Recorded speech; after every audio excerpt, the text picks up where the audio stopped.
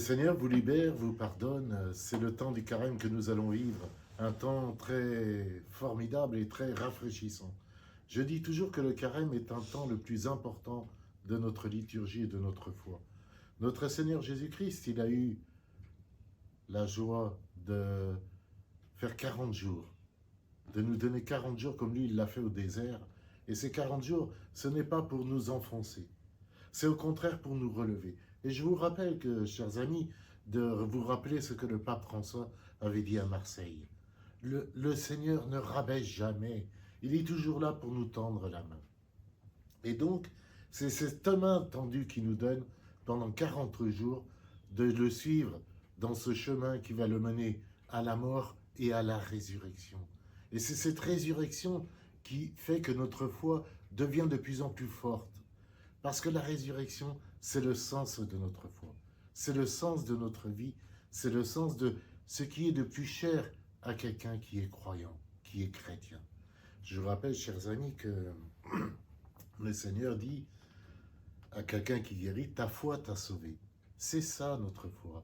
Et le pardon, il est ce qu'il y a de plus précieux dans notre foi.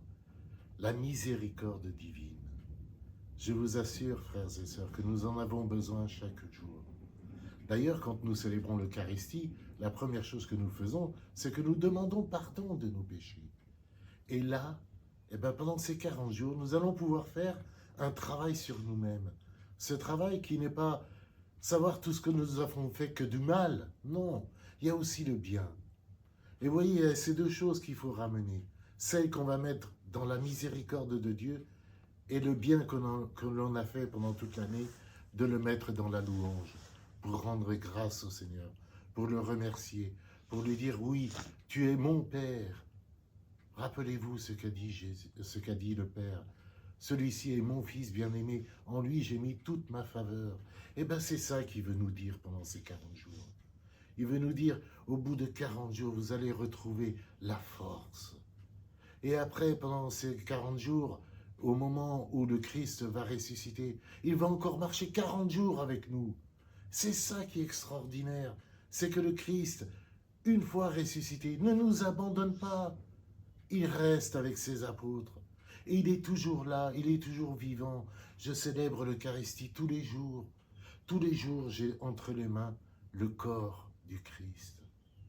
Celui qui nous donne la vie, celui qui nous donne l'espoir, celui qui fait de nous des enfants, non pas des enfants gâtés, mais des enfants heureux.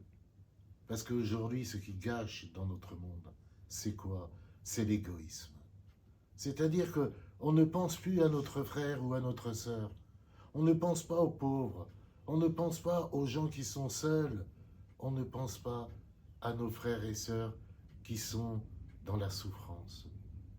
Je suis aumônier d'hôpital et tous les jours je vois des malades, des gens qui m'ont dit, mais mon père, je n'ai plus la foi, ma souffrance m'accable. Je leur dis, mais vous êtes baptisés? Oui. Je leur donne le sacrement des malades.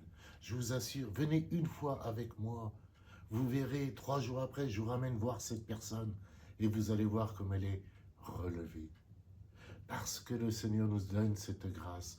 Alors, chers amis, pendant ce temps de carême, pendant ces 40 jours qui sont de jeûne, de prière et surtout de louange, parce que nous avons besoin de ces 40 jours, comme Jésus au désert.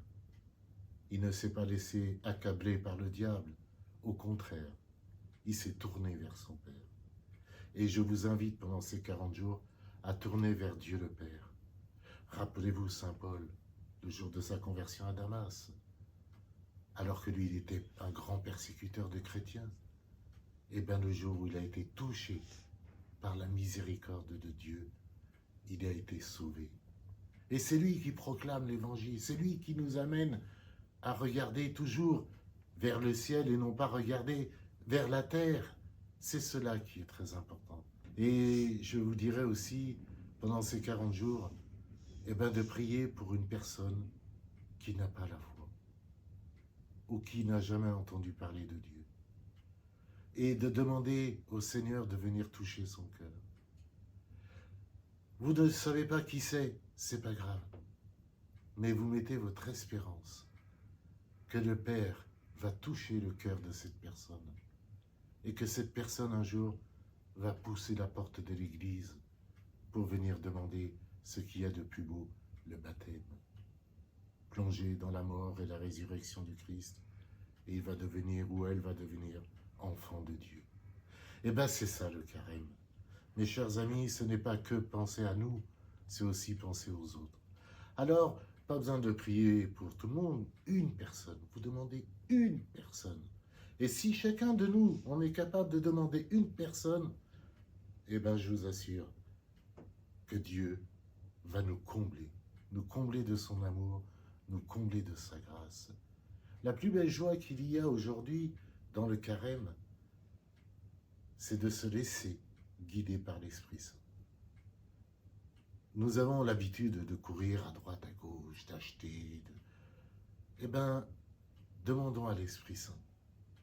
Demandons à l'Esprit Saint de nous aider à savoir qu'est-ce que j'ai besoin aujourd'hui. Qu'est-ce que j'ai besoin d'acheter aujourd'hui? Est-ce que j'ai besoin d'acheter ça? Est-ce que j'ai besoin de faire autant de choses? Est-ce que le Seigneur ne nous demande pas aussi de rentrer dans une église, de nous asseoir et de se mettre pendant une demi-heure ou 20 minutes ou 10 minutes en présence de Dieu et demander à l'Esprit Saint de venir combler notre cœur? L'Esprit Saint, oui frères et sœurs, c'est ce qu'il y a de plus beau que le Seigneur nous a donné. Rappelez-vous le paraclet de vie, c'est cela qu'il nous donne. Alors nous avons tout pour faire un carême merveilleux. Nous avons tout pour recevoir la miséricorde. Nous avons tout pour revivre cette résurrection avec Jésus. Et surtout, que ce carême soit un carême de joie, de bonheur, de tendresse, de charité, foi et espérance. Chers amis, je vous souhaite un très très très